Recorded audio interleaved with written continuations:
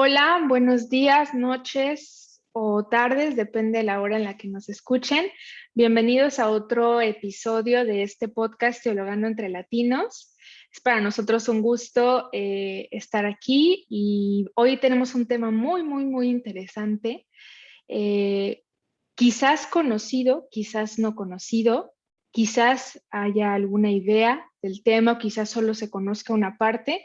El día de hoy tenemos el placer de tener una invitada eh, con muchísimo conocimiento, con trayectoria, con muchísimas experiencias y experiencias desde eh, desde muchos puntos de vista, desde muchos escenarios en su vida. Pero antes de presentárselas, les presento aquí también a mis compañeros que siempre estamos aquí con ustedes. Está con nosotros Rafa y Magda, que son compañeros de la licenciatura, compañeros de esta licenciatura de Ciencias Religiosas. Y pues yo, Avi, que también estoy con ellos en la licenciatura. Y pues el tema de hoy es teología feminista. Y para este tema tenemos a una doctora en teología sistemática, a una religiosa misionera de Santa Teresa de Lisieux. Tenemos que ella también es docente en la Universidad Iberoamericana, es miembro de la Organización de Teólogas e Investigadoras Feministas en México y también de la Asociación de Teólogas en España. Ella es miembro fundador de la Academia de Teología en México y es colaboradora en muchos libros, revistas y artículos, entre muchas otras cosas y entrevistas y muchísimas cosas que ha realizado y también que ha participado la invitada de hoy, que es la doctora Marilú Rojas Salazar. Bienvenida. Bienvenida a este podcast. No sé si algo se me haya pasado en la presentación o algo usted que nos quisiera comentar de usted que posiblemente se me haya pasado. No, perfecto. La presentación estuvo muy bien. Más que nada, agradecerles a ustedes. Siempre estar en un público, entre un público tan joven, es muy alentador y hablar de estas cuestiones. Entonces, muchísimas gracias por la invitación. Me gusta el trabajo que están haciendo.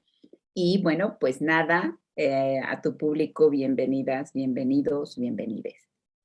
Gracias. Bueno, pues como ya lo comenté, el tema es teología feminista y brevemente lo que yo puedo decir, y ya lo platicábamos antes de comenzar la grabación, es que el conocimiento que tenemos nosotros respecto al conocimiento que tiene la doctora Marilu sobre el tema es muy pequeño y muy breve, pero dentro de este poco conocimiento que tenemos, sabemos que la teología feminista es esta postura crítica que busca volver a las fuentes, y en este caso sería, por ejemplo, a la Sagrada Escritura y a la tradición, para dignificar a la mujer y su participación en la fe. La teología feminista, dentro de muchas cosas, lo que hace es examinar el papel dentro de la mujer dentro de las Sagradas Escrituras y dentro del contexto religioso. Asimismo, examina y critica la propuesta dominante patriarcal dentro de la historia de la Iglesia. Con esto no me refiero a que la crítica sea 100% para destruir, porque no creo que sea así, quizás sea para, o en algunas cosas sí, pero no para construir y dejar así, sino para construir eh, como nuevos caminos, donde todos tengamos una oportunidad, una voz y una visibilidad. Y pues introduciendo así muy brevemente el tema, no sé, bueno, más bien, me voy yo directo a la primera pregunta para que no nos coma el tiempo, porque con usted o sea, hay muchísima información a tratar, pero yo le quisiera preguntar, doctora, ¿qué la motivó a estudiar a estudiar y a meterse más en esta parte de la teología feminista? ¿Qué la llevó qué la motivó? Gracias, Avi, por tu pregunta. Bueno, primero decir que yo primero estudié la teología en general. Hice la licenciatura en teología en la Universidad Iberoamericana Luego hice también la maestría en teología en Bélgica y luego el doctorado en teología, y mi especialidad es la teología sistemática, que antiguamente le llamaban dogmática. Entonces yo hice la carrera teológica, pero dentro de la carrera teológica hay muchas vertientes. O sea, la teología es un gran paraguas que abarca distintas áreas de la teología. Y dentro de la teología sistemática, pues estudia a filósofos, a filósofas, a pensadores y pensadoras contemporáneos. Y he ahí que yo, una de mis profesoras, la doctora María van Doren, de origen belga, ella fue una de mis profesoras y me introdujo en el ámbito de la teología feminista. Y entonces, ¿qué es la teología feminista finalmente, no? Porque habrá quien piense que somos mujeres enojadas con los hombres, hay quien piensa que somos abortistas, que somos lesbianas, que somos destructoras de los monumentos nacionales, ¿no? Y que somos mujeres que queremos mandar a los hombres. Eso no es el feminismo. Entonces, ¿qué es el feminismo? El feminismo son movimientos sociales que surgieron allá para la época de los 60 con mucho más fuerza. La primera ola del feminismo, la segunda y la tercera ola. Hay quien dice que estamos en la cuarta ola del feminismo. Pero, ¿qué es el feminismo? No es el opuesto al machismo, porque su opuesto sería el embrismo, ya que macho es un concepto para abordar a los animales, no a los hombres. La exageración de esa actitud animalesca en el hombre es a lo que se llama machismo. Entonces, su contraparte sería embrismo. Feminismo es una postura, es una teoría filosófica, política, sociológica y también teológica que afirma que las mujeres somos personas, no somos roles o estereotipos, es decir, no somos amas de casa, mamás, vírgenes, esposas, hijas subyugadas o sometidas, no somos eso. En primer lugar, somos personas y somos personas que tenemos derechos humanos. Y esos derechos humanos son los que estamos defendiendo. En la teología feminista es la reflexión en torno a la experiencia de la divinidad desde otras categorías, porque ustedes recordarán que siempre en la teología llamamos a Dios Dios en masculino, ¿verdad? Y entonces hay que deconstruir toda esa idea, porque dice Mary Daly que si Dios es hombre, luego entonces el hombre es Dios, ¿verdad? Entonces habría que repensar eso, de qué otras maneras le llamamos a Dios. El derecho que las mujeres tenemos a expresar nuestra experiencia de lo sagrado con otras metáforas. Y lo mismo, la lectura que tú acabas de mencionar, no se trata de vamos a destruir todo, ¿no? Nosotras hablamos de deconstruir, no de destruir. ¿Qué es la deconstrucción? La deconstrucción es una propuesta metodológica, epistémica y filosófica que viene de los maestros de las teorías críticas de la sospecha, de los maestros y maestras de las escuelas de Frankfurt, de una filosofía alemana, donde se habla justamente de aplicar la crítica teórica a los textos bíblicos, desde obviamente la herramienta de género, ¿verdad? Y cuando hablamos de género, no estamos hablando de lo que el común de las personas entiende por género, ¿verdad? Antiguamente, o sea, en los años 70, género pensaban, es cuestión de mujeres. Los hombres no se veían reflejados en género. Hoy los estudios de género, que es también una teoría filosófica, sociológica y antropológica, coloca los estudios de género y ahí entramos toda la humanidad, hombres y mujeres, ¿no? Porque sabemos que el género es una construcción social, ¿verdad? Una sociedad asigna cómo tienen que ser los hombres, cómo tienen que ser las mujeres, en una sociedad heteronormada. Bueno, entonces la teología, también la teología feminista aboga por una relectura de los textos bíblicos que, como bien dices, no se trata de destruir, sino de deconstruir, de analizar cómo se construyeron, cuál fue el lenguaje patriarcal, androcéntrico y quiriarcal que estaba en los textos, porque la Biblia pues la escribieron hombres, ¿verdad? En su mayoría, de una época y de una cultura también patriarcal. Entonces hay que hacer una relectura y ahí está la propuesta, donde no solamente deconstruimos, sino reconstruimos. Una lectura diferente de los textos bíblicos, de la patrística, de la tradición, y una manera también de crear una iglesia como comunidad de iguales, donde no haya personas que sean marginadas o excluidas. Así que por ahí surge mi interés del acercamiento al feminismo, pero también porque soy hija de una sociedad machista como es la mexicana. Todas las mujeres en México emanamos de una familia patriarcal, de una familia machista. Entonces, eso hace que mi cercanía, mi sensibilidad con mis congéneres mujeres sea a partir de las situaciones que observo cotidianamente. Qué interesante eso que menciona, doctora. ¿La interrumpí? Perdón. No, no, adelante. Me parece muy interesante y yo ahora, estando en México, no sé si lo notaba tanto porque en mi familia no hay tantos, o sea, evidentemente tengo un padre, ¿no? Pero no hay tantos hombres porque por alguna situación estuvieron muy ausentes. Entonces mi familia siempre estuvo liderada por mujeres, pero ahora que estoy en esta parte viviendo, tengo familia que es de San Luis Potosí, de parte de mi esposo. Y es muy curioso porque son mexicanos, entonces es muy curioso cómo llegas a las fiestas y de verdad las mujeres están en una sección de la fiesta y los hombres están en otra y solo ahí están los hombres y durante toda la fiesta ahí están los hombres, entonces veo muy marcada esta parte de sí, es cierto, no sé si solamente sea como en la historia, creo que también esta parte pues, del patriarcado viene también mucho en la cultura, ¿no? Nuestra cultura mexicana tiene esta parte de predominar al hombre, ¿no? Como la cabeza, como el líder, como...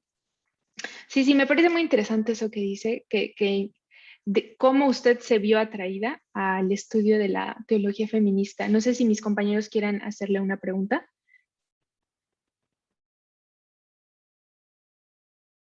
Yo un poco de retroalimentar también lo que nos está compartiendo sobre cómo surge esta reflexión desde la teología y desde la filosofía sobre el feminismo, ¿no? Y me surge también esta duda, ¿qué relación tiene o si tiene mucha relación es la teología feminista con la teología de la liberación? Porque la teología de la liberación pues también busca este reconocimiento de los más marginados y desprotegidos, ¿no? Muchísimas gracias, Magda, por tu pregunta. Sí, hay como varias acepciones, pero diría dos líneas muy claras. Hay quien dice que la teología feminista es hija de la teología de la liberación. Yo no estaría de acuerdo con esa afirmación. Más bien, la teología feminista surge para confrontar a la teología de la liberación. Porque, pues bueno, la teología de la liberación está enmarcada en América Latina en el contexto del posconcilio Vaticano II. Para poner en práctica el concilio, pues se habla de la opción preferencial de los pobres. Sin embargo, la teología de la liberación olvidó a las mujeres. Es decir, se hablaba del pobre como genérico de ser humano, ¿no? No se le da una categorización de raza, sexualidad, de estatus social, ¿no? Y entiendo que era la época, pero no se justifica, ¿no? O sea, la teología de la liberación dio aportes muy significativos a los años 70, 80, 90 en América Latina. Es la primera teología que surge fuera del continente europeo. Y es una teología política y una teología crítica y que ha aportado muchísimo. Sin embargo, las mujeres que trabajaron en los años 70, 80, como fueron catequistas religiosas, laicas comprometidas en los barrios, en las comunidades eclesiales de base, en las parroquias, en las iglesias, en las misiones, pues veían que aún entre los defensores de una teología de la liberación, pues las mujeres seguían siendo oprimidas y seguían siendo marginadas, Los que se quedaban con la medalla o con el reconocimiento del trabajo pastoral, pues eran los curas, los hombres, los obispos, ¿verdad? Los laicos hombres, ¿no? Inclusive. Y entonces ellas dijeron, pues no, se habla de liberación, pero la liberación de las mujeres, pero la liberación de los pobres, pero en genérico, ¿no? No la liberación de las mujeres.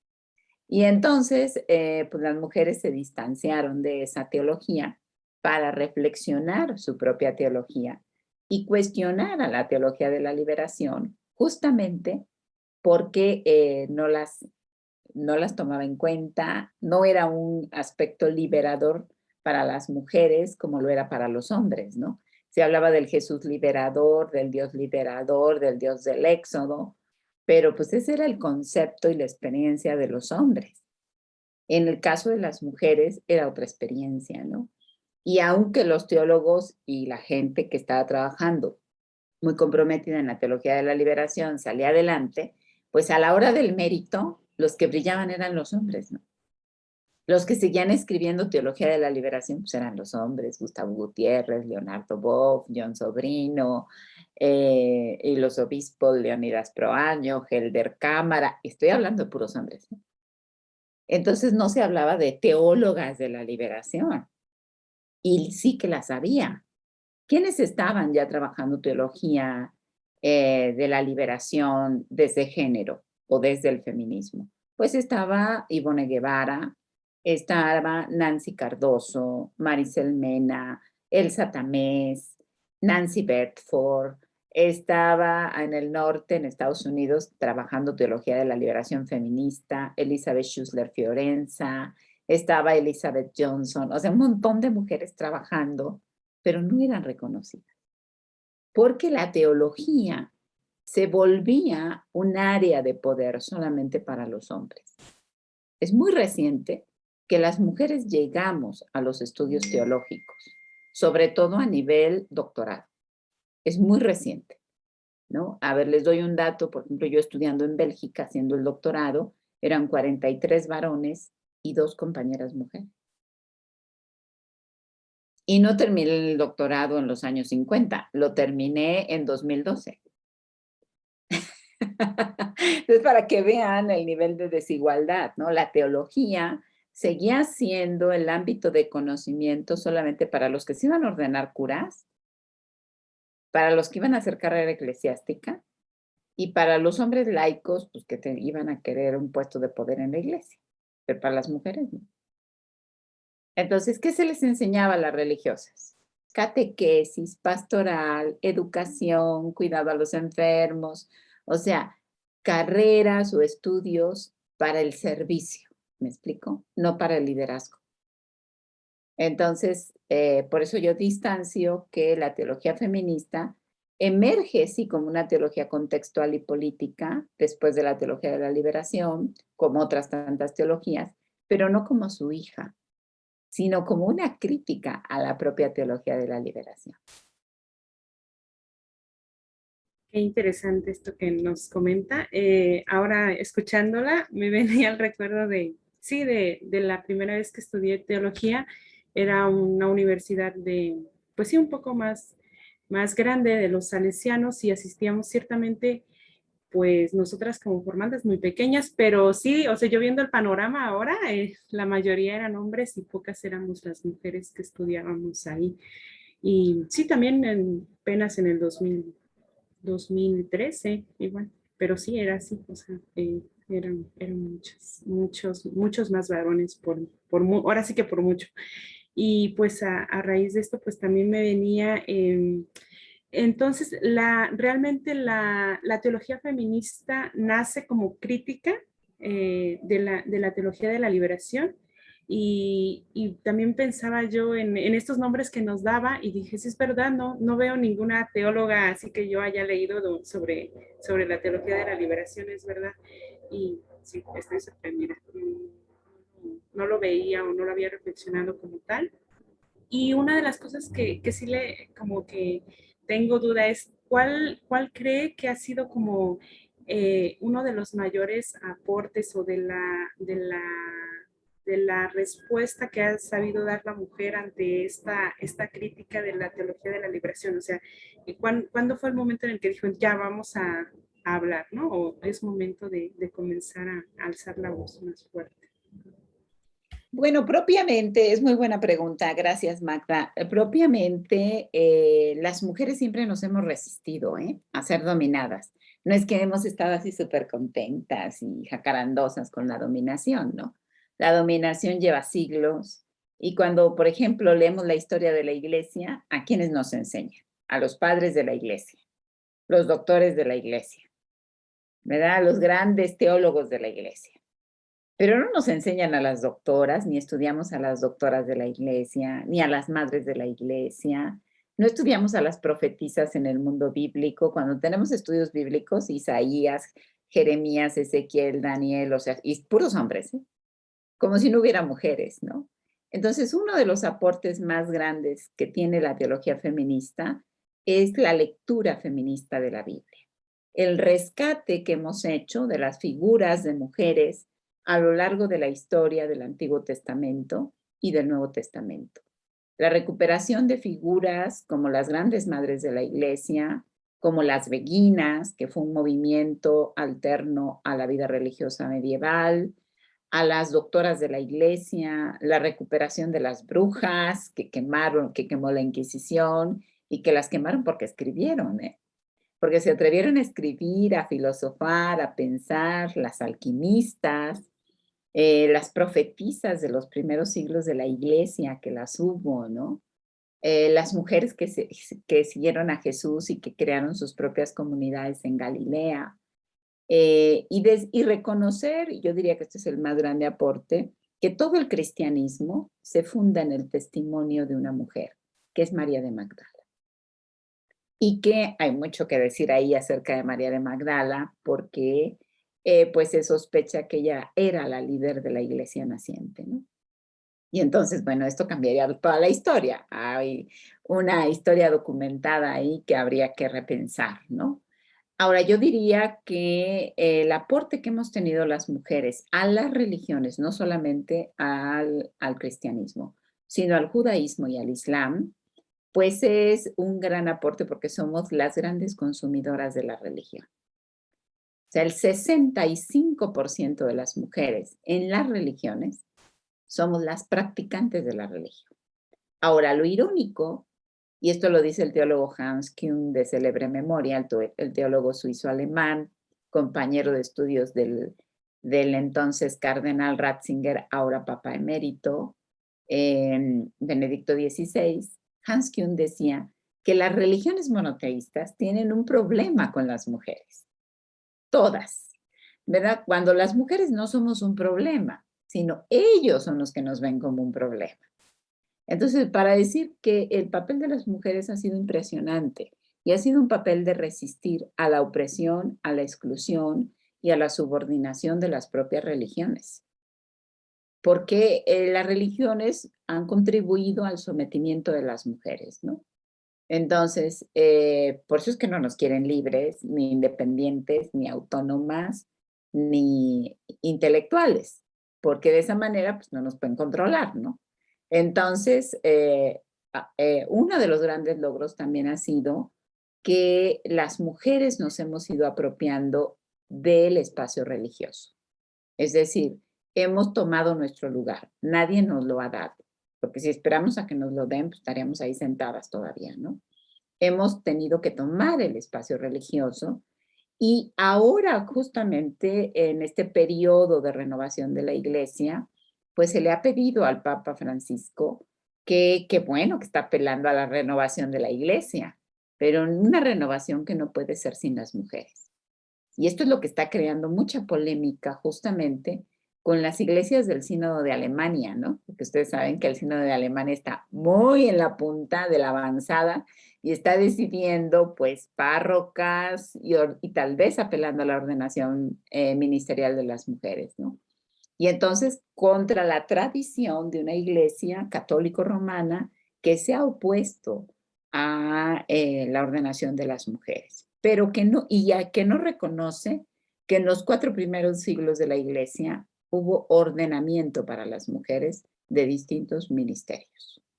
Entonces, me parece que las mujeres hemos hecho un gran trabajo, hemos hecho un gran liderazgo y bueno, y que ahora es el momento de tomar el papel que nos corresponde, ¿no?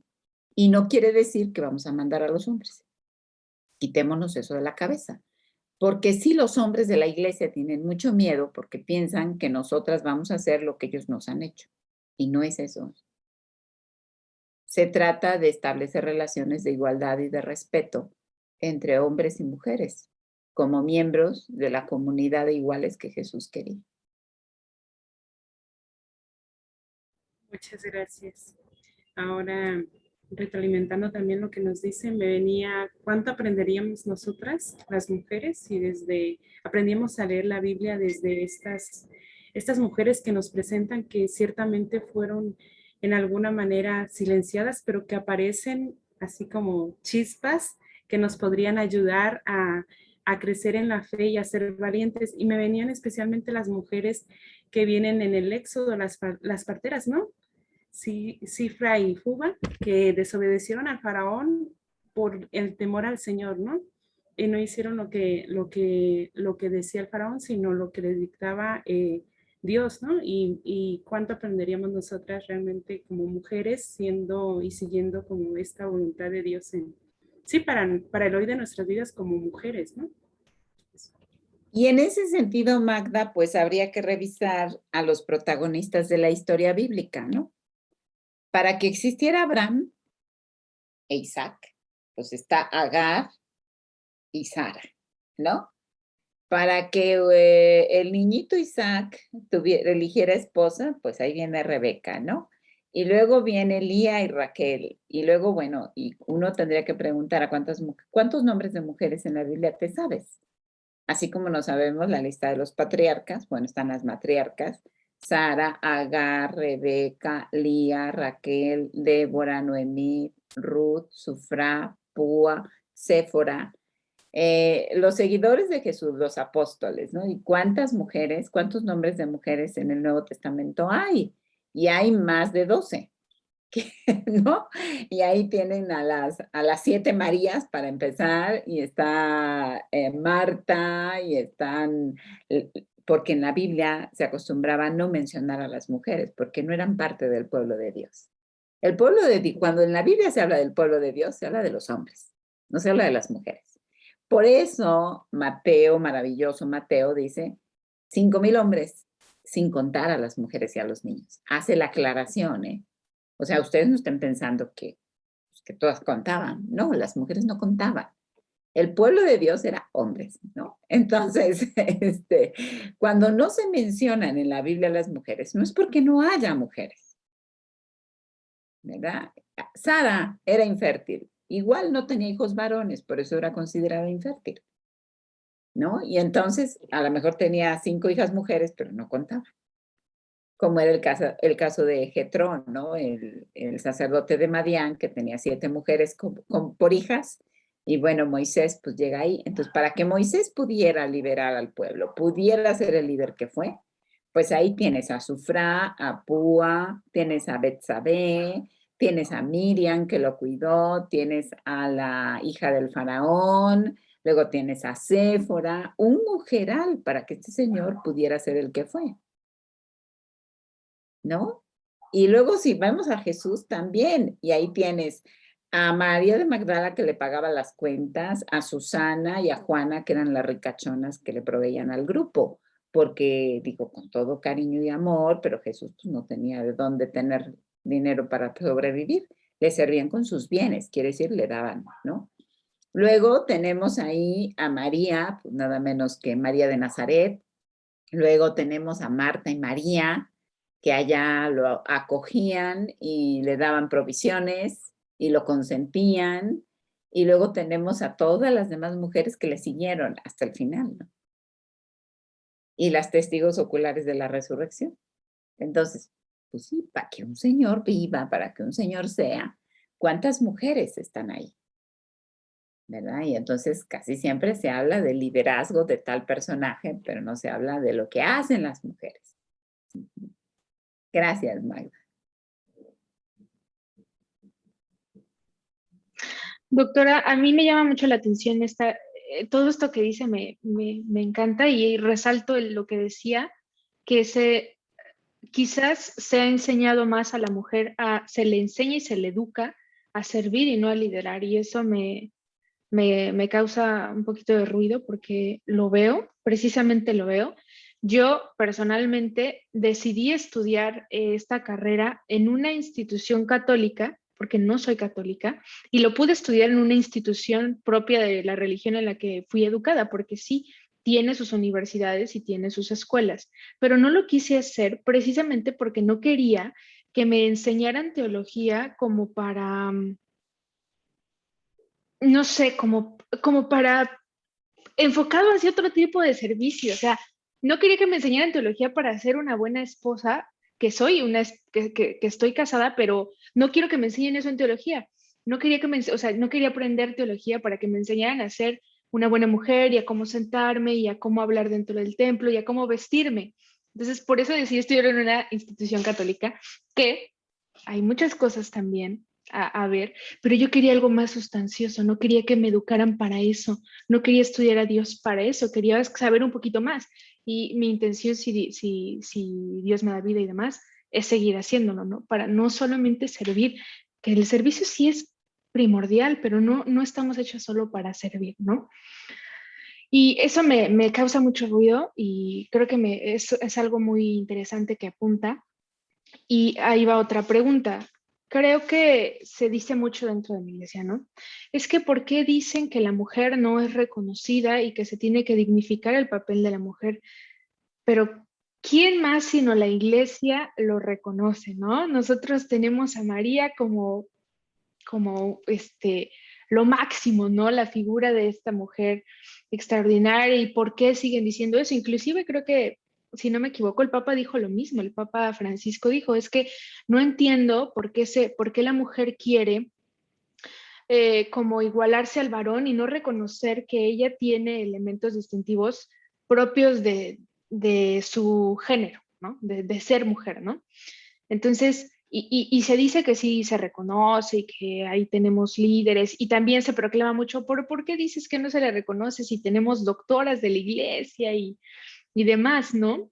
¿Qué diría usted sobre eso? Porque se dice mucho. ¿Cómo dices? Yo inclusive di en un coloquio un tema de teología feminista y recuerdo muy bien la pregunta que me hicieron, que me dijeron, pero tú ¿por qué dices que no se le reconoce? En tu tema, ¿por qué no mencionas a las doctoras de la iglesia y demás? Y le dije, es que no estoy hablando de que no existan, estoy hablando de que no se les trata de la misma forma dentro de la iglesia hablando de como lo que usted dice, de que son personas, de que no me mires en un rol, no me mires en algo específicamente que tengo que hacer por mi género.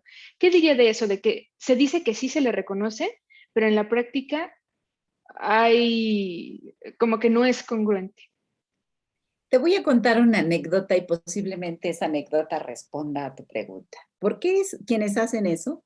Es una trampa, ¿verdad? Nos ponen una trampa para decir, sí las reconocemos y las queremos mucho, ¿no? La reacción muy machista. Ay, sí las reconocemos y las queremos mucho y las valoramos y no sé qué, ¿no? Entonces, es como un ejercicio de consolación. Estando yo en un pueblo allá por Michoacán, era el Día de la Madre. Y ya saben, en México, ¿no? El Día de la Madre, ¡guau! Todo mundo.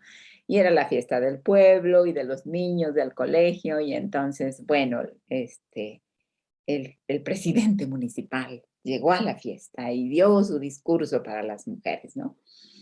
Y es la labor más linda que ustedes hacen porque hay que reconocerlas, el trabajo maravilloso de la maternidad, del cuidado, del servicio, rollo. Y se levanta una señora como de unos 90 años, una ancianita, y le dice, perdón, señor presidente, si es tan lindo trabajar, cuidar, amamantar, tener hijos, servir, ¿por qué no lo hacen ustedes? Se acabó el discurso, ¿verdad? Porque esa es la trampa.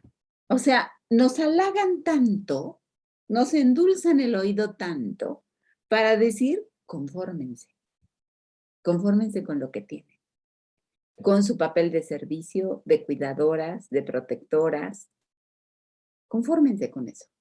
Esa es la trampa. Y esa señora, yo la amé. Y siempre lo cuento cuando alguien me pregunta algo así. Porque digo, ella sabía que era un discurso tramposo. México somos una sociedad hipócrita. Por un lado, adoramos a la madre sagrada, no me toques a mi madre, ¿verdad?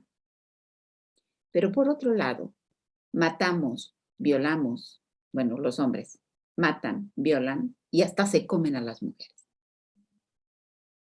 A ver, explíquenos ese contraste.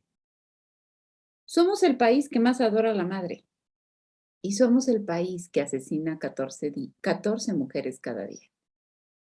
Y no solo las asesina, las tortura, las viola y ahora se las comen. Entonces, somos una sociedad hipócrita, una sociedad que se asienta en un doble principio. El patriarcado del padre, la autoridad del padre, con el sometimiento de la madre. Y donde las mujeres también hemos sido educadas en un patriarcado de consentimiento, en un machismo que consentimos y que reproducimos. Somos el país donde se acuñó el concepto feminicidio. Somos el país donde es más peligroso ser mujer. Entonces, pero somos el país que el 10 de mayo adoramos el rol o el estereotipo de la madre. Y lamentablemente, María de Nazaret ha servido, la han utilizado el patriarcado para reafirmarnos esos roles o estereotipos de sometimiento. ¿Cómo vemos a María de Nazaret? La mamá de Jesús, la Virgen y la esposa. Y hasta nos referimos a ella con un concepto sexual, la Virgen María. Uno no anda presentándose, o no sé, Magda, ¿verdad? No anda presentándose allí en la calle o en la sociedad, yo soy la Virgen o no Virgen Marilú, ¿verdad? ¿A uno cómo se representa? Pues soy Marilú Rojas y ya. Y no te presentas con tu categoría sexual. ¿Por qué a María la presentamos con una categoría sexual? Su nombre es María y es de Nazaret, igual que Jesús de Nazaret. ¿Pero qué decimos de María? María, la mamá de Jesús. Y eso pasa, no sé si tienes hijos, Abigail, pero termina siendo, bueno, cuando los tengas, ¿verdad? Y los lleves al kinder, termina siendo la mamá de Juanito. Ya no eres Abigail, ya eres la mamá de Juanito. ¿Verdad? Entonces, fíjate, ya tan chiquito, el niño ya tiene poder sobre ti. Entonces, las mujeres pasamos de la autoridad del padre y de los hermanos a la autoridad del marido, y de la autoridad del marido a la autoridad de los hijos y de los nietos. Entonces, lo que estamos haciendo las feministas es abrir los ojos y decir, María no era la Virgen nada más, ni la mamá nada más, ni la esposa nada más. María de Nazaret era profetisa, era una mujer libre, era una mujer autónoma, era una mujer que tenía un propio proyecto de vida. Es la María histórica. La María que se salió presurosa por las montañas de la Galilea como una mujer libre. Y no dice el texto que la hayan acompañado Joaquín y Ana. Mira, pero hay que leer desde otra manera. Justamente por esto. Porque quienes dicen, pero si las reconocemos y las queremos, y miren ustedes tan lindas que son, bueno, entramos en la hipocresía del lenguaje, ¿no? Quien lo diga, y con todo respeto, aunque sea una autoridad eclesiástica. Es una trampa, ¿verdad? Es hablarnos bonito a las mujeres. Es lo que hace un personaje. ¿Quiénes violan a las mujeres? ¿Los hombres malos de la historia? ¿Quiénes matan a las mujeres? ¿Los hombres malos de la historia? No, los hombres que nos dicen que nos aman. Parejas, novios, esposos, hijos, amantes, tíos, abuelos. Entonces, somos una sociedad hipócrita y hay que tener cuidado cuando nos dicen, no, pero si ustedes son súper reconocidos. Ajá, como la viejita acuérdense de la viejita que le dijo al señor presidente, pues si es tan noble y tan bonito y tan loable, ¿por qué no lo hacen ustedes? Sobre todo las labores de cuidado y de educación, que no son ni reconocidas ni remuneradas económicamente. Y que son asignadas a las mujeres, te toca, ¿no? Y entonces todavía seguimos diciendo, el hombre me ayuda, colabora. No, no te ayuda ni colabora, es su obligación. Lave los platos. ¿Y qué quieres, alfombra roja? Tú sí comiste, compañero. Tú también comes y tú también duermes y tú también ensucias. Entonces lava, cocina, plancha. Porque eso es ser persona equilibrada y madura, independiente. A propósito de teología de la liberación. Ser libre es que laves tus platos, cocines, limpies tu baño, tiendas tu cama y seas una persona autosuficiente. No que te lo haga una persona, que generalmente es tu madre.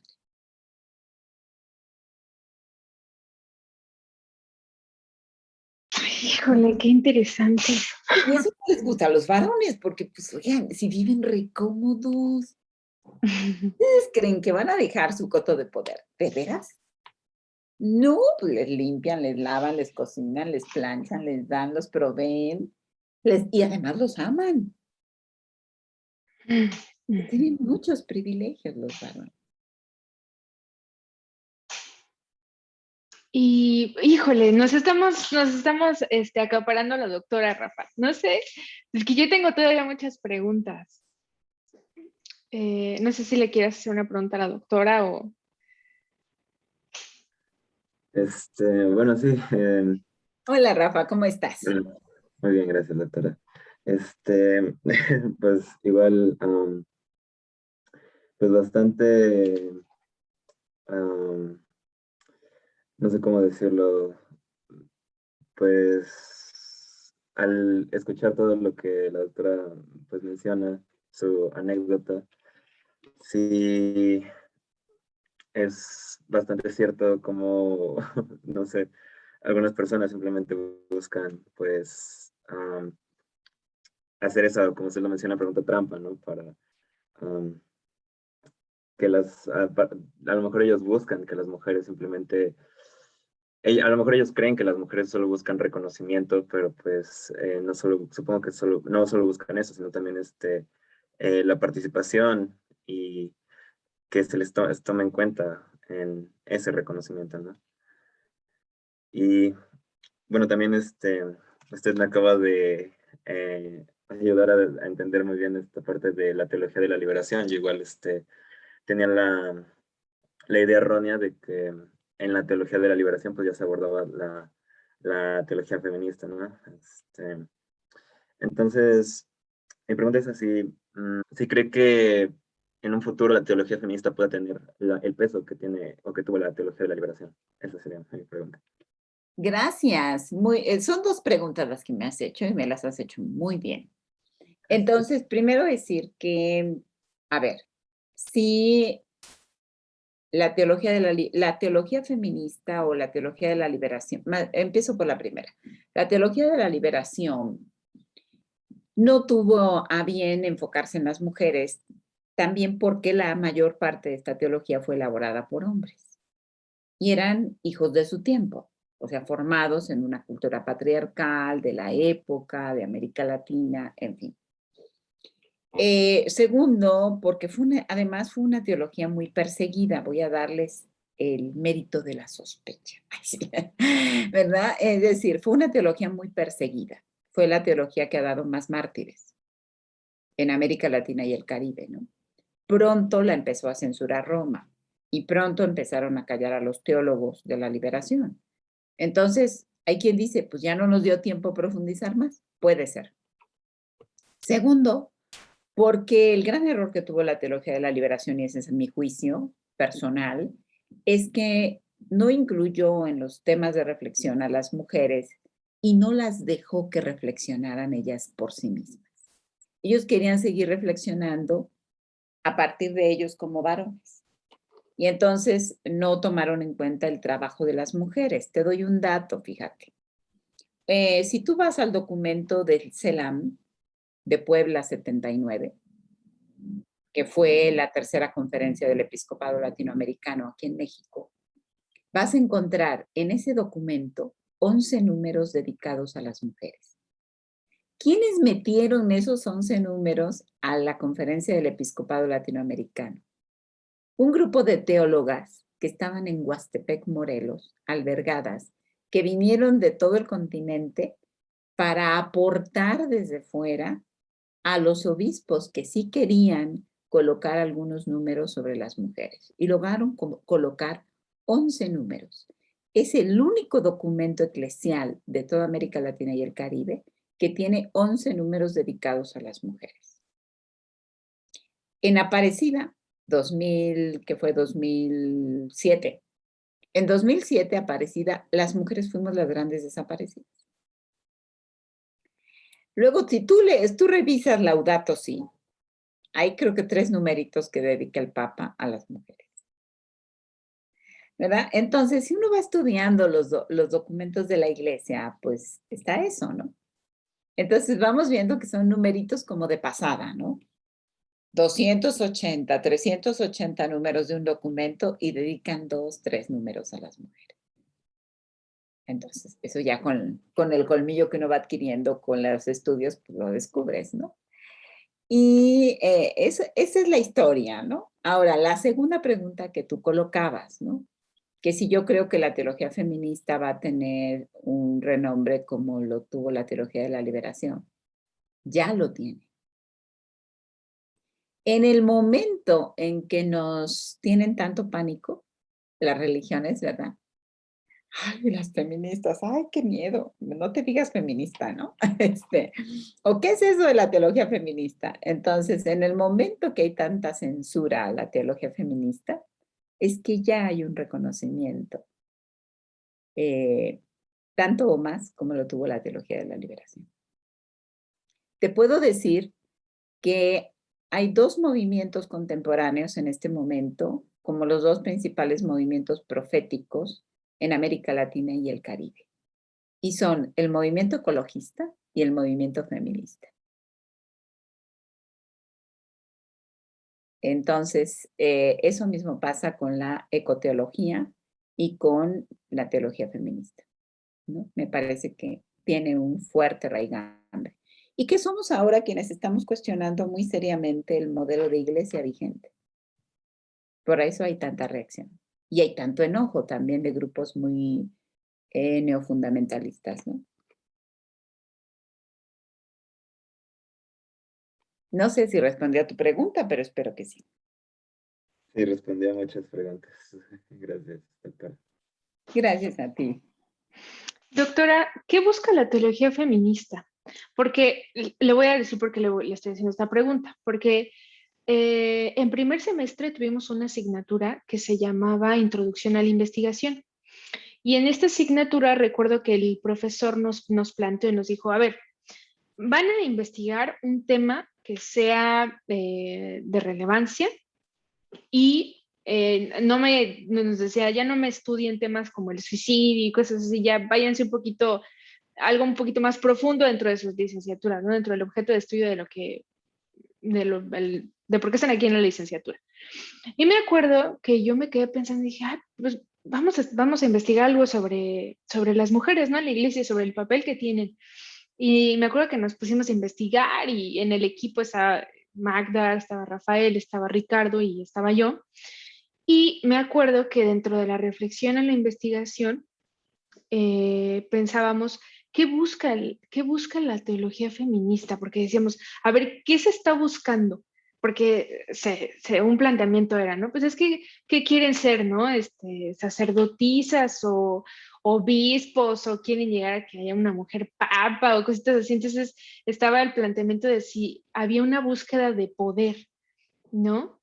Y dentro de esto, pues también en las reflexiones y en las pláticas que teníamos como grupo, yo planteaba es lo siguiente, o sea, yo decía, es que el tema, por ejemplo, en una mujer, porque decía, no, pues que hay diferentes vocaciones y carismas y demás, ¿no? Y, por ejemplo, hay pensamientos de que yo me quiero dedicar al servicio, pero yo me quedé pensando, ¿y si hay mujeres que no queremos dedicarnos al servicio? Porque no puedo generalizar el deseo de las mujeres, no puedo generalizar que todas quieren lo mismo. Y es muy respetable que unas quieran dedicarse al servicio y a mí me parece muy loable. Y a veces yo quisiera tener más ese corazón, pero tengo un corazoncillo medio inquieto, medio preguntón, medio rebelde, creo. ¿Y qué tal si no nos queremos dedicar a eso? ¿Y qué tal si me quiero dedicar y personalmente me interesan las religiones y personalmente me interesa el cristianismo? Hay cosas a las que no puedo acceder por el simple hecho de ser mujer. No porque no tenga la capacidad intelectual igual que el varón, no porque yo pueda estudiar lo mismo que él, aprender los mismos idiomas que él, leer los mismos libros que él, liderar de la misma, o sea, liderar con el mismo impacto. Evidentemente sé que como mujer tengo otras herramientas que el hombre también las tiene, pero en la cuestión de lo que va a desarrollar, no somos diferentes. Y esa es mi pregunta, ¿qué busca la teología feminista? ¿Poder? No. ¿Qué busca? Bueno, poder lo tenemos, ¿eh? Porque hay distintas maneras de ejercer el poder. El patriarcado, cuando digo el patriarcado me refiero a la jerarquía y a los teólogos, inclusive profesores, que piensan que las mujeres queremos el poder en la iglesia, porque ese es el objeto de estudio de ellos. Quieren ser papas, quieren ser obispos, quieren ser directores, quieren ser, ¿no? Entonces piensan que uno quiere lo mismo que ellos. No, hay dos tipos de poder, ¿no? O hay más. El poder sobre, que es el poder patriarcal, y el poder para.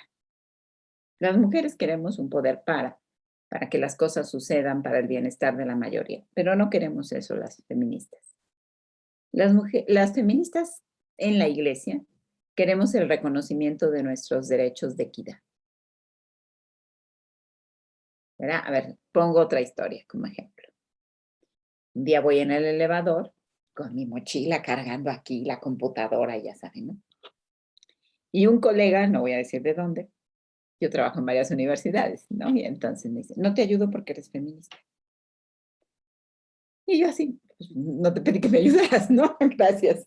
Pero le digo, pero fíjate, hay que diferenciar. O sea, tú me estás castigando porque soy feminista y te estás portando arrogante. Y hay que ver que una cosa es ser feminista y otra cosa es que tú seas un mal educado. Porque yo, mujer, si veo a una compañera que viene con sus mochilas y todo, la ayudo por educación, no porque sea mujer o porque sea hombre. Si viene un señor cargando un niño en el metro, yo me voy a levantar a darle lugar. Porque es una cuestión de ayuda mutua, de educación, de derecho. ¿Verdad? Entonces, tú estás confundiendo y me estás castigando porque estoy demandando un derecho. Entonces, ¿qué queremos? ¿Cuál es qué es lo que queremos las mujeres? Los derechos de equidad en todas las instituciones. Que si yo doy clases en una universidad y tengo un título de doctorado como mujer y el compañero tiene un título de doctorado como varón, los dos sabemos lo mismo. Pues que me paguen lo mismo, ¿no? Y que me reconozcan lo mismo, ¿no? Y que me respeten por igual. Eso es lo que queremos. El cambio de relaciones. Que pasemos de las relaciones jerárquicas de poder, de estructuración jerárquica, a la relación de equidad. A la relación donde todos y todas y todes seamos respetados de la misma manera. Donde no por ser mujer me coloques o me des la categoría de que sé menos. ¿verdad? Entonces, ¿qué es lo que demandamos las mujeres en la iglesia? Los derechos. Ah, bueno, y este compañero me decía, porque ahí no termina la historia, si es que ustedes quieren todo, quieren que las respetemos, quieren que las admiremos, quieren todo. Le dije, sí, porque tenemos derecho a todo, como tú tienes derecho a todo. Es así de simple. O sea, porque tiene que haber en la iglesia unos que manden jerárquicamente y otros que tengamos que obedecer y someternos, y que estas seamos las mujeres, ¿verdad? Entonces, eso es lo que queremos. Relaciones de equidad, ¿verdad? Relaciones de equidad. Eso es lo que estamos demandando. Cambio de relaciones. Pasar de las relaciones violentas a las relaciones no violentas. De las relaciones jerárquicas de poder a las relaciones de colegialidad. Eso es lo que queremos, ¿no? Entonces, quien piense que el feminismo quiere poder, pues está en un error y tiene que leer más, ¿no? Pero eso es lo que queremos, un mundo equitativo donde todos, todas y todes quepamos. Y nos respetemos por igual.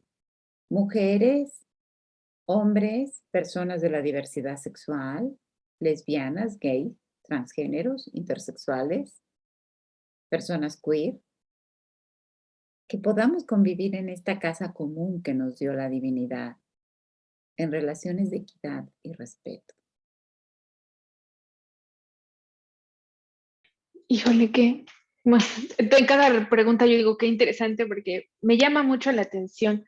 Eh, Creo que cualquier estudio que se haga en favor de, del beneficio de otro que está siendo oprimido, que está siendo silenciado, es muy loable y tiene que tener un espacio dentro del estudio, porque también recuerdo por ahí un comentario que se hacía de que el tema de que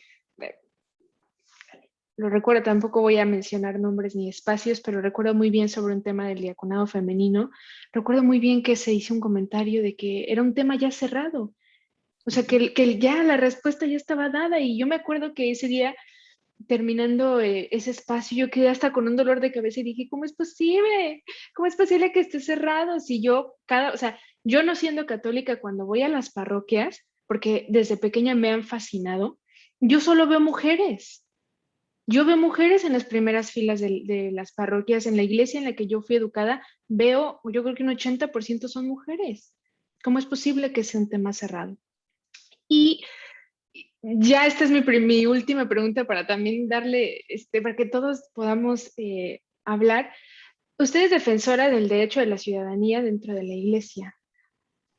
¿Nos podría hablar de eso, del derecho de la ciudadanía, para los que no lo conocemos a detalle?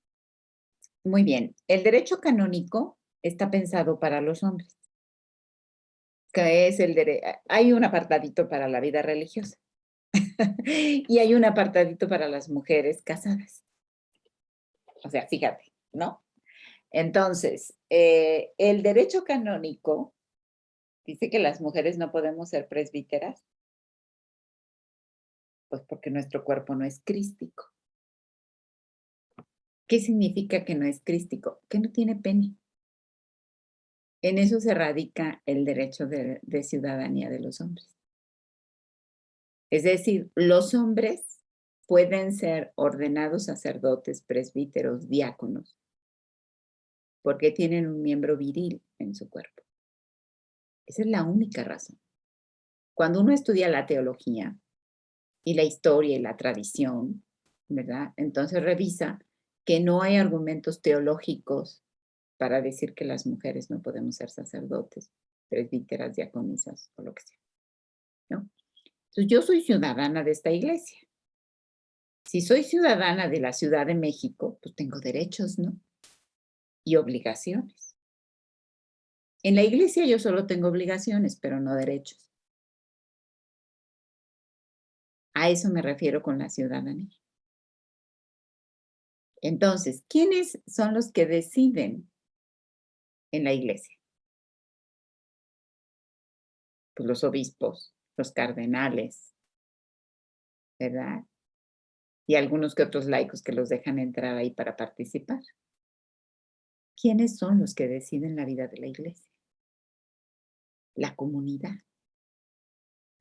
Cuando hablamos de derecho de ciudadanía, es que yo como ciudadana tenga también derechos y deberes. Porque yo tengo obligaciones en la iglesia. Pero si yo voy a revisar el derecho canónico, no aparecen mis derechos como mujer en el derecho canónico, en la iglesia. En la iglesia las mujeres no tenemos derechos, solo obligaciones.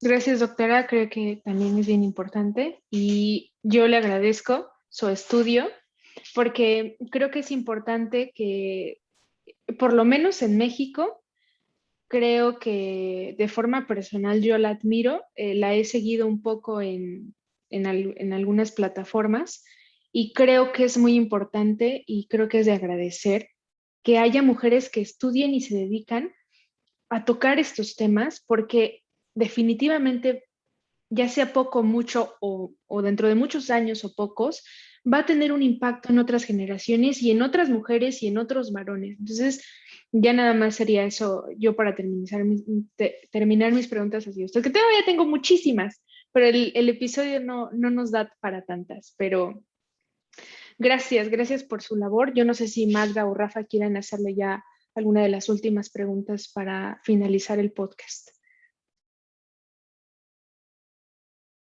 De mi parte, no, solo darle las gracias por su compartir y por ayudarnos también a profundizar este tema importante. Como dice Avi, pues sí, tal vez ahora no veamos los resultados, pero creo que es importante seguir reflexionando y seguir informando, pues sí, a las mujeres para que también sigamos, pues sí, buscando nuestro lugar realmente, que se nos dio por el simple hecho de ser creadas y hijas de Dios, ¿no? Gracias. Gracias, Magda. Sí, igual, bueno, yo no tengo preguntas, nada más. De igual manera agradecerle, doctora, por permitirnos hacerle esta entrevista. En lo personal yo me quedo con esta parte que usted menciona de que pues es así de simple, ¿no? Lo que buscan. Y pues si es así de simple, creo que con mayor razón se debería de abrir ciertos, pues no sé, más respeto solamente. Y pues cómo deberían de ser las cosas, ¿no? Me quedaría con eso, gracias. Muchas gracias, Rafa. Muchas gracias, Magda. Y muchas gracias, Abigail. Yo creo que ya está dando fruto el trabajo que estamos haciendo las mujeres en la iglesia. Cuando yo las escucho a ustedes, cuando yo los escucho a ustedes, que abren este podcast para incluir el tema de la teología feminista, digo, ya es un paso, ¿no? Ya es un paso que en el ámbito universitario, en el ámbito académico, en el ámbito de la licenciatura en teología, que se estudia en la ULSA, pues estemos abriendo el camino para esta reflexión. Me parece que ya hay una semilla que está emergiendo. Cuando yo veo a las jóvenes cómo se posicionan, cómo discuten sus puntos de vista, digo, no, pues ya hicimos nuestra parte, ¿no? Todavía nos queda hacer mucho más, pero la siguiente generación, la generación de jóvenes que está, de hombres y mujeres, no solo son chicas, también tengo alumnos que me dicen, alumnos varones que me dicen, mira, voy a ser traidora al patriarcado. Y entonces eso me da mucho gusto, ¿verdad? ¿Cómo los puedo ayudar? Si no puedo ser feminista porque no soy mujer, pero puedo ser aliado. Y necesitamos muchos aliados, muchos compañeros aliados, que no repitan el modelo que aprendieron en sus familias, que no repitan el modelo que les demandan sus congéneres varones para demostrar una masculinidad hegemónica, ¿no? Que rompan con la maldición de la violencia, del sistema de imposición machista, que también a los varones los daña, ¿no? Entonces, si tenemos eso ahí ya puesto, pues ya ha valido la pena nuestro trabajo. Así que muchísimas gracias por este espacio. Los felicito, las felicito, porque se dan la oportunidad de abrir una ventanita a estos temas. Y bueno, pues les deseo que tengan muy buen día o muy buena tarde o muy buena noche, dependiendo de quién nos esté escuchando. Y pues ojalá sirva también para repensar nuestras propias actitudes patriarcales en la vida cotidiana. Muchas gracias. Gracias a usted, doctora. Gracias, Rafa. Gracias, Magda, y a todos los que escuchan este podcast. Solamente como invitación, tengamos esta inquietud y este pensamiento crítico de estudiar la teología desde las mujeres. También una invitación a quien sea que esté escuchando. Hay una gran necesidad de que en las instituciones que enseñan religiones, en este caso la carrera de ciencias religiosas, haya más docentes mujeres enseñando religión y que también haya más directoras de facultades de teología. Creo que hay una gran necesidad. Espero que yo pueda ver este video en muchos años y que, como dice la doctora Marilu, ya hay frutos, haya muchísimos más dentro de la teología feminista, dentro de la iglesia y desde nuestra actitud en la sociedad respecto a las mujeres. Evidentemente sin violencia, mirándonos como hermanas y hermanos. Y pues eso sería todo por este episodio. Por favor, denle like, suscríbanse y compartan el tema. Siempre es importante compartir lo que conocemos. Muchas gracias y nos vemos en el próximo episodio.